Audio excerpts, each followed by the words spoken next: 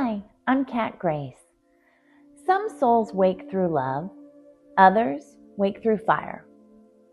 There's a myth that circulates quietly in spiritual spaces, and it harms more people than it helps. The myth is that awakening is supposed to feel peaceful, that it should arrive as clarity, lightness, relief, that if it hurts deeply, disorientingly, you must be doing something wrong. That myth is incomplete. Because some awakenings arrive not as expansion, but as collapse. Some souls wake through love, through safety, through being mirrored gently over time. And some souls wake through fire. Fire awakenings do not feel spiritual when they occur. They feel like a psychological freefall, like losing your internal compass, like your nervous system no longer recognizes the world it once moved through. Fire awakenings often look like panic without a clear cause, depersonalization or derealization, a fragmentation of identity, extreme sensitivity to sound, light, or emotion, an inability to function the way you used to. This is not spiritual failure. This is initiation through the body and psyche. Fire awakenings occur when the structures that kept you surviving can no longer hold the truth of who you are.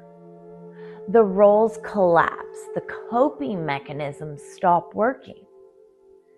The spiritual bypassing begins to fail. The self-abandonment becomes intolerable. And the ego experiencing this views it as a death. The nervous system does not distinguish between ego death and physical threat, which is why fire awakenings are often terrifying. The body believes it's dying. This is where spiritual culture often fails people. Instead of grounding, containment, and regulation, people are told, just surrender, just trust, just let go. But you cannot transcend a nervous system that has been blown open, wide open. Fire awakenings require integration, not ascension. They require learning how to live in a body again, how to feel without flooding, how to build safety internally instead of outsourcing it to identity, relationships, or belief systems. Fire-forged souls do not come back shiny. They come back real. They lose tolerance for illusion. They stop romanticizing pain. They stop chasing spiritual highs. They carry gravity. And over time, often years, the fire changes.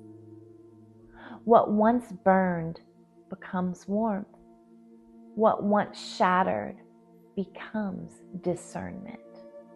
What once terrified becomes deep wisdom. Fire does not destroy what is true. It destroys what was unsustainable.